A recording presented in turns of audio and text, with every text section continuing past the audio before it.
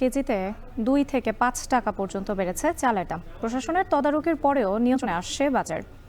এ নিয়ে আরও জানাতে শহরের পাইকারি চালের মোকাম থেকে যুক্ত হয়েছেন সহকর্মী জুয়েল রানা। জুয়েল, বাজারে চালের দাম কেন কমছে না, এ নিয়ে ব্যবসায়ীরা কি বলছেন?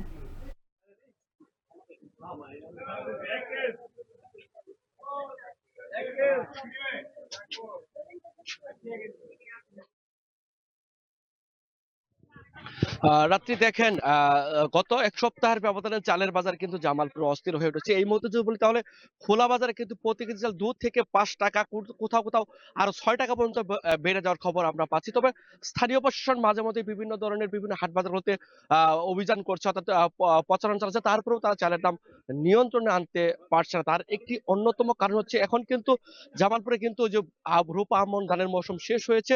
বাজারে কিন্তু ধানের সরবরাহ কিছুটা কম থাকার কারণে কিন্তু চালের বাজার অস্থির হয়ে উঠেছে, এমনটাই কিন্তু জানিয়েছে মিল মালিক যারা রয়েছে, তারা ব্যবসায়ী, তারা কিন্তু এমনটাই তথ্য বারবার আমাদেরকে দিয়ে যাচ্ছে। আরেকটি বিষয় বলা চলে, এই যে চালের দাম মাঝে মধ্যেই বেড়ে যাচ্ছে, হু হু করে বেড়েছে, এতে কিন্তু সাধারণ যে নিম্ন আয়ের খেটে খাওয়া মানুষ, তাদের মধ্যে একটি অস্থিরতা বিরাজ করতে আমরা দেখেছি। অর্থাৎ বলা চলে, আজকে যদি আমি চালের বাজার, খোলা বাজার চালের কথা বলি, তাহলে এই যে মোটা ধানের যে দাম রয়েছে, সেগুলো চাল বিক্রি হচ্ছে 58 থেকে 60 টাকা, 49 জাতের যে বিধান রয়েছে সে বিক্রি হচ্ছে আহ বা 60 থেকে 64 টাকার প্রতি কেজি চাল বিক্রি হচ্ছে। আর যদি চিকন জাতের কাটারি জাতের চাল বিক্রি হলে, তাহলে প্রতি কেজি কাটারি চাল বিক্রি হচ্ছে 70, 72 থেকে 74 টাকা পর্যন্ত চাল বিক্রির যে খবর সেটি আমরা প্রতিনিয়ত পাচ্ছি। আরেকটি বিষয় বলা চলে, এই যে চালের দাম যে বেড়েই চলেছে, এতে সাধারণ নাকাল হচ্ছে। অন্যদিকে ব্যবসায়ীরা একটি অজুহাত তৈরি করছে, সেই অজুহাতটি হচ্ছে তারা বাজার থেকে পর্যাপ্ত চাল সরবরাহ পাচ্ছে না, সেজন্য দামটা বেড়ে যাচ্ছে।